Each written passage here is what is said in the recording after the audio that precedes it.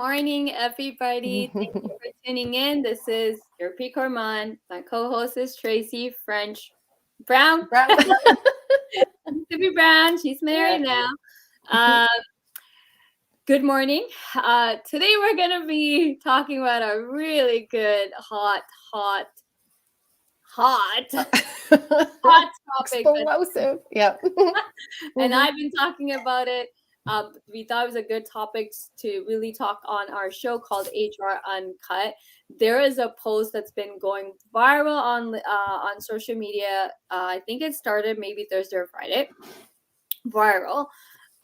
So we thought it was a good idea. There's two HR professionals. Both of us are experts in talent and talent attraction and retention experts. So we not only attract talent, we also have retention strategies. So those two go hand in hand. So we want to discuss this post because there's just so many layers involved. And our goal today is to simply give education to you as an individual, but biggest is also educating the companies, HR, recruiters, and talent acquisition on the fair practices that we all need to hold ourselves as HR professionals.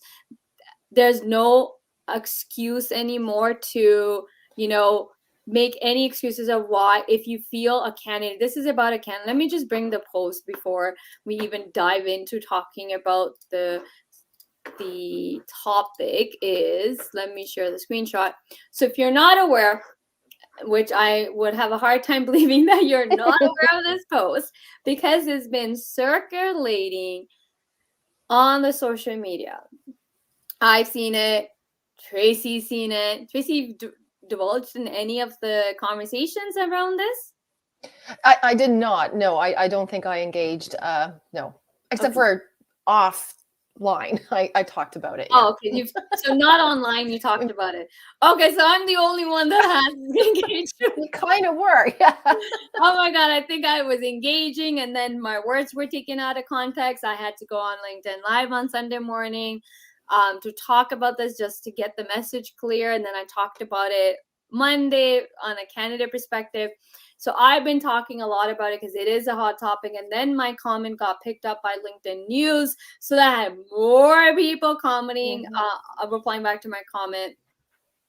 But the reason we both decided to talk about this is because it is a hot topic that went viral for many reasons. I don't know who this person is personally. I didn't see the post. Tracy, have you personally seen this post? I didn't see the original. No, I've seen it sort of copied and then discussed. Okay. Yep. So both of us have only seen this post through other people. We both haven't seen the original. I know the individual also put out a statement out. I think Monday, or I think Monday. Let's go maybe roughly around Monday, maybe, give and take, and apologizing for her behavior. And she wrote this whole post. Was it genuine? Is it not?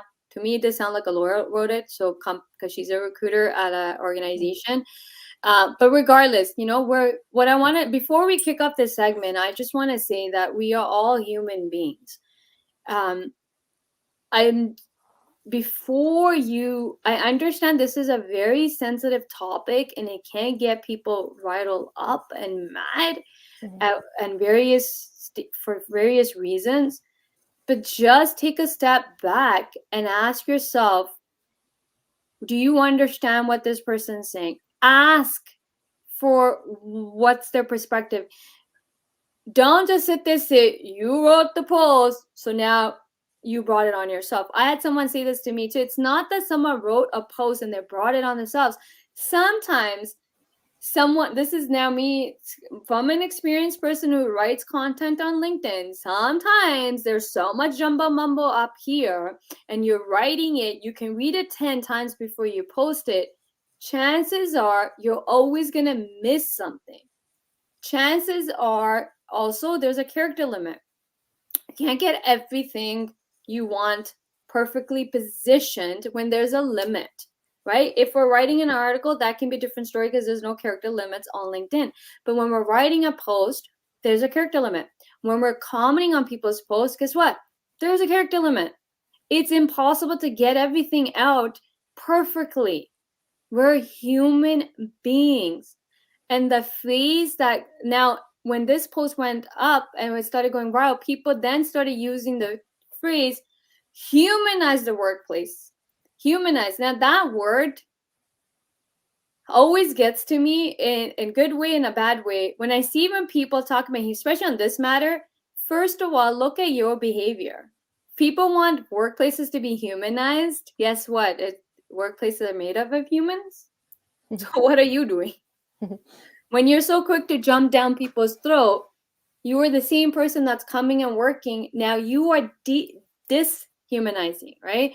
So remember that if you want workplaces to be humanized, then you need to humanize how you communicate on LinkedIn, because LinkedIn is a business professional platform. When you are engaging in heated conversations and making assumptions and name calling people, guess what? When the company wants to hire you, they're going to go through your LinkedIn profiles and going to see those posts, right? So make sure we keep that in mind. So I just wanted to start off with that. Now let's dive into this. I've talked enough. I'm going to let Tracy go through every single thing. What we want to do is the reason we were talking about this is because we want to show you how many different possible scenario can happen behind the scenes for this. This is not as clear as it may seem as this post is written, right? I just offered a candidate 85K for, now the key here is, had a budget for 130K. She offered a candidate 85K for a role that was budgeted up to, what she should have wrote was up to 130K, okay? I offered it to her because that's what she asked for. Okay, so that's number 2. She gave the candidate what she asked for. Number 3 point is that always ask for the salary you want, you deserve, no matter how large you think it might be. Back to a point 2 was that she doesn't have the bandwidth to give lessons on salary negotiation. Now, this little bit, she may not have the bandwidth to do it, but she also had the bandwidth to come and write a post. So little bit contradicting here that she could have done it. Well, I'm not here to judge. And then she is giving, her intent was good. She's giving advice that you should always ask for what you want and deserve. Okay, that's not a bad advice. As much as people wanted to, like, I feel really bad for this individual because she did get reamed for posting this. Like, it was, the internet was going nuts, not in a good way. It was all bad. Like, she was getting hammered. People were circulating her post. Someone even posted it without removing her name. Like, it was bad. I when you do that, to me, that's kind of a little bit of, we're getting into the bullying phase when we're trying to like humiliate somebody, right? Embarrass somebody on a public platform. But so we're going to discuss this in details. We may go a little bit over it because there's just so many different moving parts to this.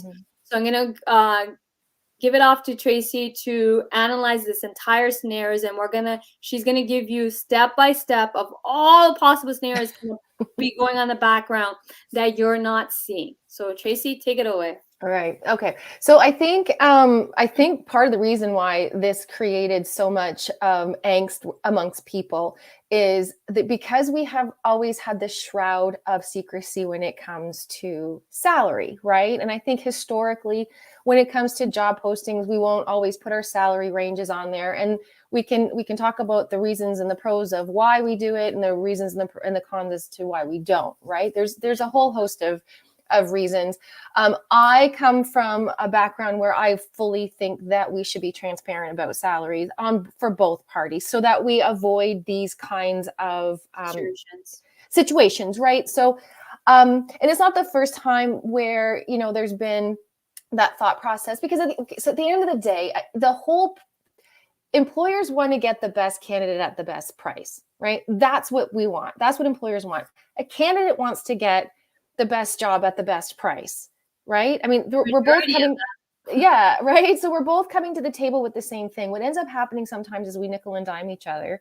Um, and if I've budgeted a job and or I have a job analysis that gives my job value within my organization, and I have a minimum, my mid range, and my max, I've classified my job to say this is what I'm willing to pay. That's the job value.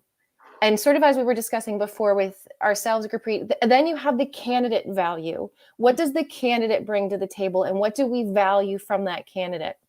And they're going to fit somewhere within that range. The higher range is usually reserved for, I'll be honest, I don't think I've ever hired at the high range, to be perfectly frank. I think I've usually, hired within my mid or just above mid. And so when I'm posting my positions, I will never put the full range. I generally like to put my min to mid, knowing that I've got some wiggle room for negotiations if I need it. I think being transparent and not playing that, "Ooh, I got you" game, and thinking, okay, well, I could have paid 45,000, but the candidate asked for 42. So I'm going to give them 42 because they weren't, brave enough to ask me for 45.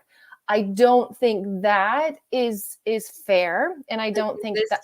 Well, we don't know if that. We don't know. Right? No, we don't. And I think sometimes what happens, and I think when you're a recruiter from an agency walking into these kinds of negotiations, you're trying to fill the job. You're trying to. I think I'm not really versed. I think it doesn't work for a recruitment agency, from what I've seen. I'm not 100% correct, but I think she works directly with a corporate, like in the company. She's not a recruitment agency. Recruitment agencies actually have an advantage of getting you more because their fee is dependent on your, like, for full-time job, it's dependent on a salary. So let's say if they got her 85, they're going to bill the clients anywhere from 15 to 20, whatever percentage of the salary. So that I think it works out to 17. So they would have been in an advantage of getting her higher salary. Right. No, but I don't think, I think in this is not a scenario of a recruitment agency. This is a scenario of a recruiter working corporate, a corporate recruiter working in the company itself. Yeah. And then I think from that perspective, this is where I get very, very frustrated. And I'm not, like I said, like you've said, I don't know the background of this post. I think what this post has done is just generated the conversation of how we value candidates and how we put forward job offers based on budgets for jobs. And I think sometimes, and this isn't the first time, where I think, a candidate had asked for X and we knew we could have paid more, but hey, we're getting a deal. This person didn't ask us for this, so let's give them X. But the problem that I have with all of those things is you may have thought, oh, I just got this person at a great deal. Yay. But there's all, like you just said, there's a bunch of background stuff that we've got to look at too. And my internal pay equity is probably number one on that list. Because I may have hired somebody in a lower value than I would have paid for them. But how does that play within my equity? Yeah. And it's the same if I overpay for a job, right? Because I've seen lots and lots of organizations doing that right now, where they're overpaying because the candidate market's so crazy and I just need the talent, so I'm willing to overpay. But then you're doing that at the detriment of the folks that are already in your organization. So I think what we need to do, and I've been counseling a lot of my clients on this topic, but because it's such a hot topic, is value the job, have a clear understanding of what that job needs to be paid. And then, like you said, do market analysis if you need to. If you're paying, if your compensation strategy is to pay market plus 10%, then guess what? Every year you got to make sure that you understand what the market is valuing that job at. And then what you got to do is then, and we used to do this too. I don't like it, but we used to have a point system so that if you match that job for what we were looking for, here's what we're going to pay you. If you had, an extra years of experience, we would give you a point for that, and all of these things to start to figure out what the compensation was going to be. So it was a justified compensation scheme, right? So I think what's happened is a lot of companies now sometimes are shooting, darts at a dartboard and just hoping that the candidate's going to accept, and or if the candidate says they're willing to accept this, then we should just pay that. Yeah. And I think that's very dangerous to do. I think so. For me, on the flip side, I've actually have paid the budget and more depending on the candidate, right? The caliber you get. So that's why I always educate hiring managers when it comes to recruitment. And my practice has always been there is a rate for the position, because position and candidate are two separate things. We can't mix the two. We can't combine it together and then say this is how much it's going to be, because position is one, candidate's going to have its own, because no two candidates are the same, right? If you have two candidates that are the same, that's a different story. But the reality is the chances of that happening is very slim, right? Chances of two candidates being the same are slim. So what I do is I always do a market assessment on the position. Then we do the candidate profile, the ideal candidate that we're looking for. So we build that candidate profile. Then I do a market assessment on the profile and say, okay, position is X. So that becomes your bare minimal, right? Candidate that you, as a hiring manager, this is your dream candidate you're looking for. Your dream candidate's going to cost you roughly around X. So that's how you should budget. And then we leave next, third part to budgeting is you leave some wiggle room. Right. Because guess what? If you got someone that has more than what you wanted, they're going to ask for more. So if you're okay with that, we got to leave some wiggle room, right? So these steps need to go into this whole budget. So when you're seeing, I know everybody's just seeing this 130K, but what people are failing to understand, just because there is a budget for 130K doesn't mean you just get the 130 to the candidate that's being hired. That is not how it works. Is it fair? Yes. I'm seeing people on LinkedIn saying that, what does a budget for 130? Give them 130, but that's not how it works. Just like if you were hiring a contractor to come fix your house, if you budgeted for 130K, you're going to give 130K to the one you hire. You're going to assess and you're going to evaluate, and then you're going to decide who to hire on what price. Are you going to negotiate? Yes. Yep. I don't know anybody that wouldn't negotiate. No. Right? You would try to a little bit negotiate and get the best deal for yourself. So we need to stop making this stuff. I seen comments about racism and all that stuff. I'm not saying that doesn't happen. I'm not saying women don't get paid less. I'm not neglecting that. But what we're trying to make you understand is that there's so many different layers to this. Now, that's how I do recruitment. 3-step for budgeting. Position budget, ideal candidate budget, and then, hey, wiggle room for someone who may have more. Do we post the entire range? No, as Tracy said, we need the wiggle room. We can't say, okay, we budgeted for 130 and then we're going to post a range on the job posting. I post salary ranges for all the positions I have ever recruited for, just to keep it transparency, not to waste anybody's time. Because if it's not what you want for the salary, move on. I'm saving you time. I'm saving myself time. Everybody wins, right? So now we keep that wiggle room, because if we did magically get that candidate, and that has happened to me, I have hired candidates the hiring managers wanted, and they did bring additional set skills on top of what was needed. So guess what? Now we need to compensate, because we're going to be utilizing those set skills, right? Candidate has its own value. Not two candidates are the same. Now, in this scenario, let's say I'm the recruiter, I'm the HR recruiting for this. If the candidate asks for 85, first of all, because of my practice, I wouldn't give her 85 if she was worth more. Right. And I think that's the piece of here that was missing. That you don't know the story. You don't know. Yeah. Right. So now, if this recruiter gave the candidate 85 knowing she was worth more, then yes, bad, shame on you, right? Because we shouldn't be doing that. Well, and I think the other part of it that kind of got me going a little too is, I think that there should be more on the employer side when it comes to I think when it comes to doing job offers, just because a candidate asks for that number doesn't mean that's the number you pay them, right? And that's why I kind of go back to exactly what you said. We should value the job so we understand what that job's value is. And we should always know those things, right? We should have our compensation strategies and understand the range for a job that we value within the organization. This is the job and how we value it. And this is the candidate skill set, like you said, the candidate profile. We go through all of that. We extrapolate all of the things that we need to make this job successful.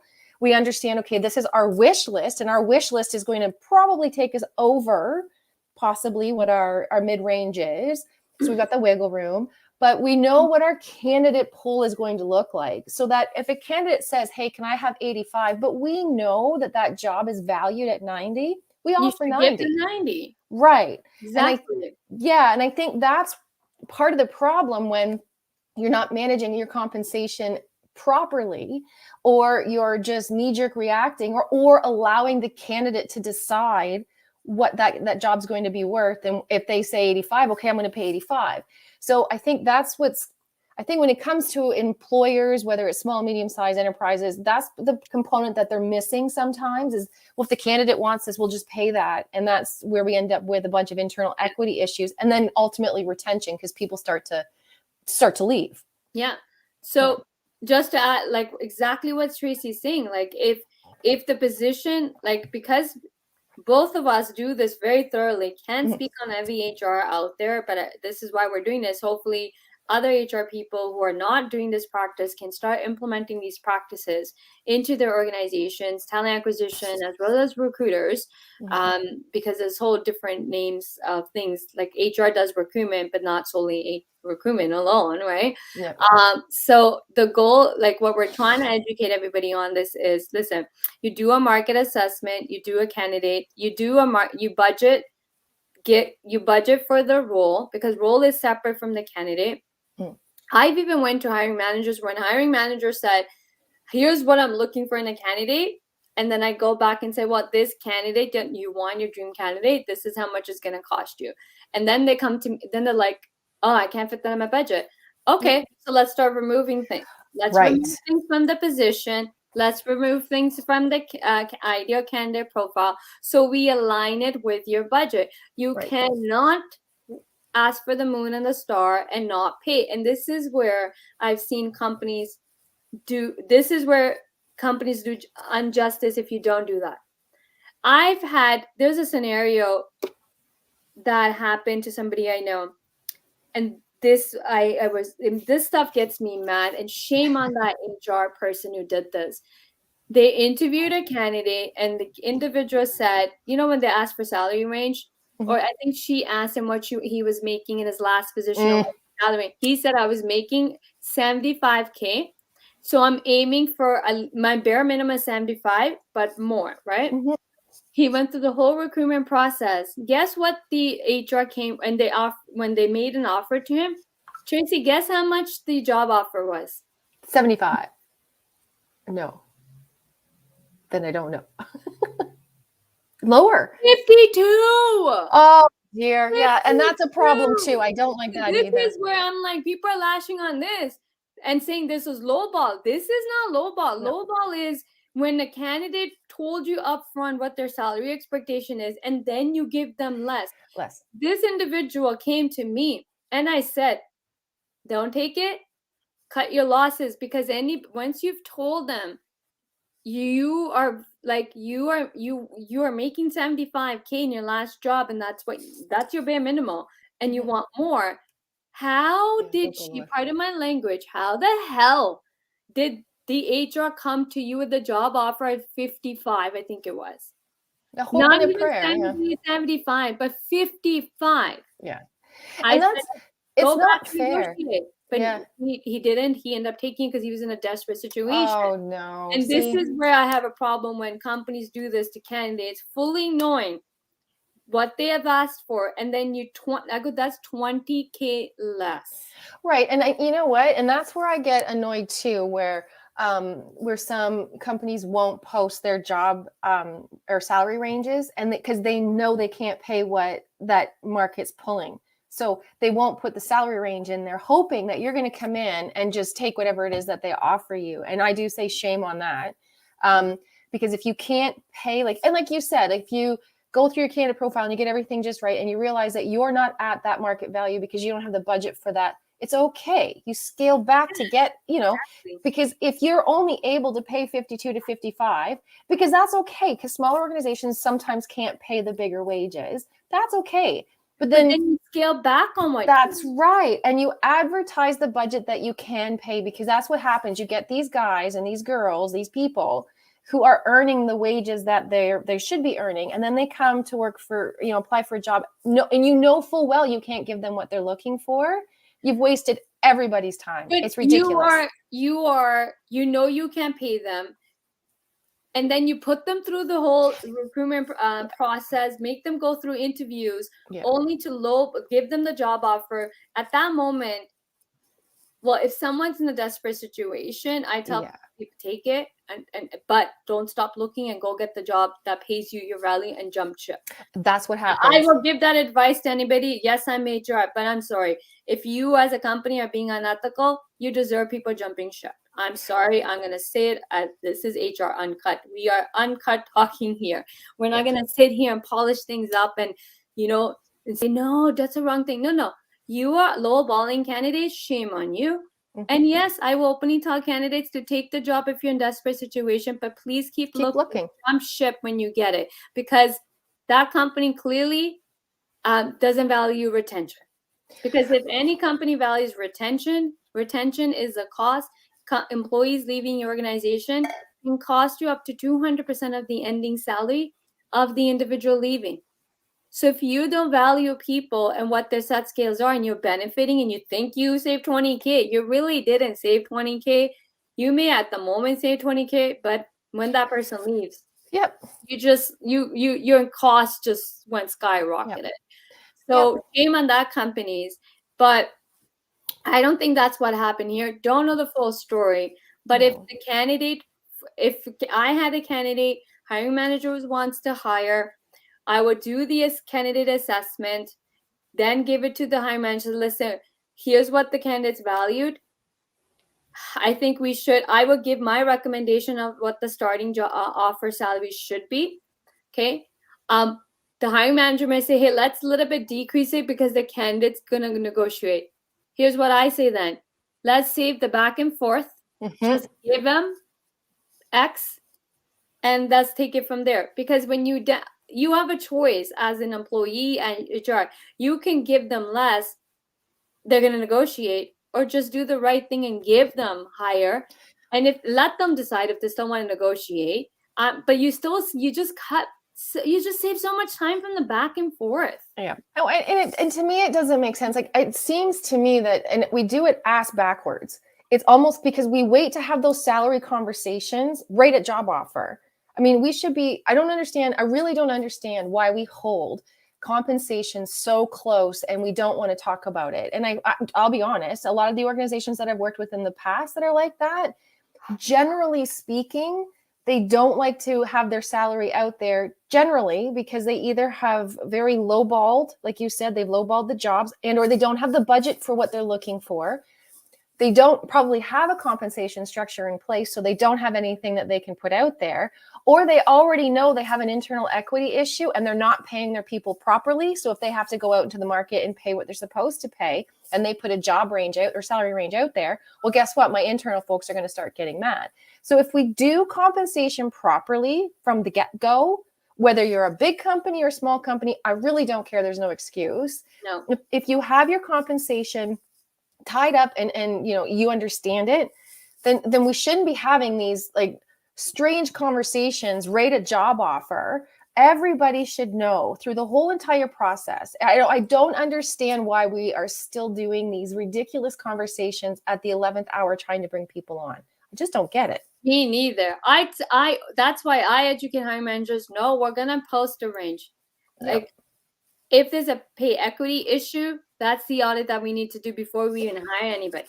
Right. That's my next thing is, listen, I've done a lot of pay equity audits. I bring people up to par. I've got an existing employee from 28 to 40K, and then put a whole plan together to get her where Get she them needs there. to be, right? Yeah. So there are not bad HR people out there. So LinkedIn just tends to, people just start to like, rah, rah, rah, but hey, where there's bad apples, there's good apples. That just happens in every industry.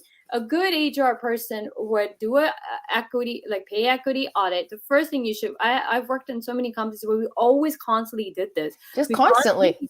constantly did audits, Yep. constantly did salary service, wage service to make sure that we are aligned. Because thing is, you want to have talent. You cannot survive without talent working for you. You can't make money. You can't make the business. You can't make profits. You need the quality candidates to come work for you. So those companies that penny crunch on paying, you think you're saving. Technically, you're not, because the quality of the work is not going to be there.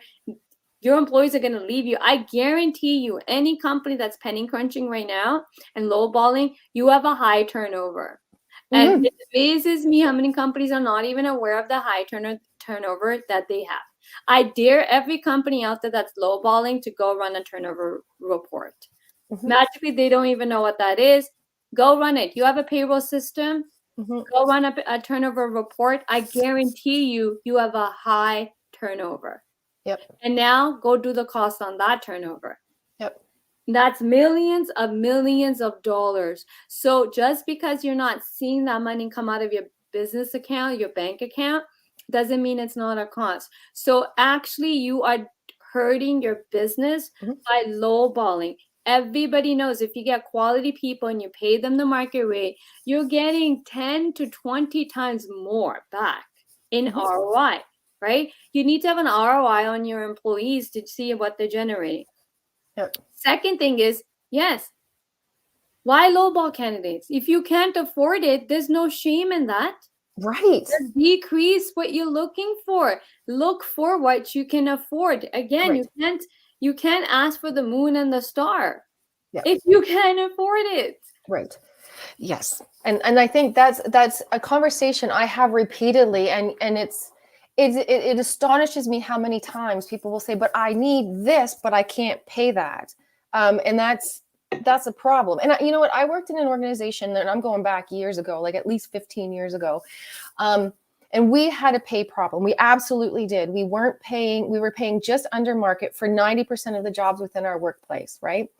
And it was a huge undertaking. So I don't say it lightly when I say you have to bring those people up to market if you want to, start to attract people at the market rates. I don't take that lightly. It's expensive, and it's not a quick thing. It's not a quick fix.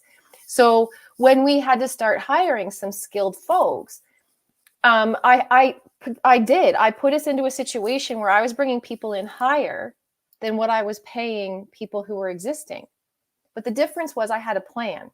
And we had a plan. I worked it through with the CEO and the CFO. We budgeted it out. We couldn't afford to just bump everybody up because then our business goes out of business, because you can't afford to do that. But we had a plan because we understood. And I mean, I had inherited this problem, and so did the CEO, because we both came in at the same time.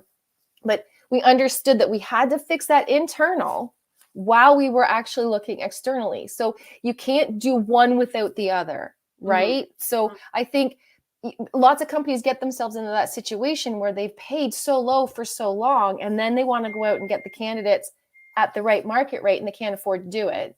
And then they have an internal problem too. So it's a big deal. Yeah. Also, my last piece of advice, I know it's 11:34. Hire the right HR person to work for your organization. I've seen so many companies cheap out on HR. And then this is why you're in that mess, right? If you have a strong strategic HR business partner in your organization, they will help you avoid these mistakes. These are costly mistakes. And I'm going to say it as it is. You're hiring amateurs to do the work. They don't have the experience. If you are hiring a strong HR, an expert in HR, you wouldn't be dealing with these issues. You wouldn't have toxic work. I'm not saying you wouldn't have toxic, but definitely wouldn't. But you wouldn't be dealing with this whole issues on pay, salary, lowballing. You only amateur, unethical HR would do such a thing of lowballing a candidate. Like, that doesn't make sense to me. So invest the money in having a proper HR team. If you're small organizations always cheap out on HR. I get it, the money, and they go hire a new grad. Yeah. Well, you know what? That's your point is so, I know we're running out of time, but the point is so important, because if you don't have experience in that realm of compensation and understanding all of that stuff, and you're green, for lack of a better word, and you have a hiring manager saying you need to do this, you're going to do it because you don't know any better. Exactly. Right. And so I think that's what happens. And then you know what, that's what keeps me in business, because then I have to go in, and that's why they're hiring us is to fix some of these things and to right the ship, because they've created these issues, which, you know, but if you don't hire a green HR, you can hire green HR if you have a strong HR to come work. The green can work under. But if you are solely like startup organizations, small businesses, they will hire, we don't have the money, or they undervalue HR and think that's just an admin thing, push paper, screen resumes. It's so much more than that. It's not just post a resume, post a job, screen the resume. Everything we talked about today is strategic. It's strategies, right? And composition strategies, retention strategies, attracting talent and retention. A green person is not going to have that wealth of knowledge. No. Impossible. No. Well, because they can't. Right? And it doesn't mean they can't learn, and they can. And I've hired tons of folks within my HR departments that weren't true HR people, but just had, you know, some really great attributes. So I know that, you know, you don't have to be the best HR person to be a good HR person. Yeah, you don't. But I think at the end of the day, especially if you're in growth mode too, if you're in growth mode and you're recruiting and you don't have those HR systems solidly in place, then as you grow, oh my goodness, the issues you're going to have are just insane. And then you're going to spend so much time and money fixing them. Right? I always say that. I go, no, companies don't value, like, they hire the green people, and then when the business starts to grow, you're hiring more people, and then you realize all the mistakes, all the holes in the processes, all the holes. It costs more money to fix it. But if you just did it from the get-go the right way, hire, like, if you're like a small organization, partner with consultants to help you. You can hire a green person, but they need to be paired with an expert to help them transit. Like, a consultant or the expert doesn't need to get involved in the day-to-day stuff. That's where the green person can execute, right? I worked with one of my clients was like that. Hired me to, but I did all this high level strategic and got their HR to rule it out. Right. But the planning strategic level came from me. All she had to do was just implement it. Well, I told her how to implement it. And that was it. That's the best thing to do. Even though you think it's cost more, it's actually saving you so much money on the long term. Yeah. So that's our spiel for today, which is a hot topic. You know, hope this benefits companies, hope it benefits HR, recruiters, as well as hope it educated you as a career professional that this post isn't as clear cut as it may have seemed. Don't know what the original post was. This was just a screenshot. I don't know if this was the entire post, but please, everything isn't just simple black and white. There's so much happening in the background. There's so much happened here. Especially if, let's say, if this individual thought the candidate was more than 85, yes, then yes, she should have given more. But if she just thinks that candidate was, if she wanted 85, sure, she's 85, let me give it, no problem, right? Again, does everybody in the recruitment space or talent acquisition have the skills to properly assess candidates and evaluate candidates to give them proper salaries? No. Tracy, your take on that? Because from my experience, I've seen recruiters who can't actually assess what a candidate is worth, and that's why hence we run into this issue. Right. And they ask this, so let me just give it. No, absolutely. I think that's because we're not understanding the job and or the candidate, and so we're just doing it. And I think that's a failure for both the candidate and the employer. especially if you don't do what me and Tracy do. We do job analysis. We do we put the job descriptions together. We then put together candidate profile. There's a whole process we're walking you through, so these things don't fall through the crack. We're not mismatching salaries based on what you're trying to get, right? So that's the benefit of having someone who knows what they're doing. It saves you tons of money and also saves you from a nightmare PR. This company definitely had I think it was Honeywell this person worked at, because I seen the name going around. And then it avoids you from PR nightmare.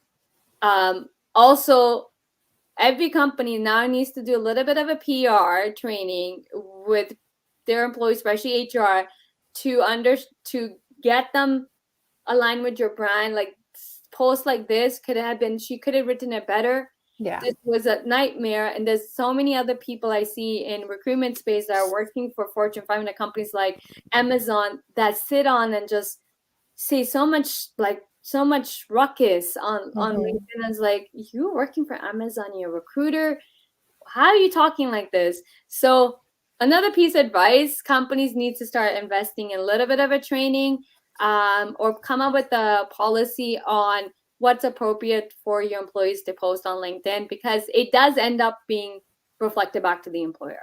For sure. Absolutely. Right? Yeah. Okay, so hope this segment has helped you. Hope we have added value to you guys. We'll be back next week. Maybe we will be doing it Wednesdays. We'll figure that out, but we will be back next week, and we are going to be talking about, it's going to be aligned with this. We're going to actually talk about how you as a company can attract talent in this great resignation. What is the right word? The great resignation era that we're in. So many companies are struggling to find talent. I've seen it every day on LinkedIn. So we're actually going to come next week, and we're going to give you tips and advice, what you can be doing right this moment, implementing to attract the talent you want and get out of this rut of can't find talent. So we'll be back next week. Thank you for tuning in. Bye for now. See ya.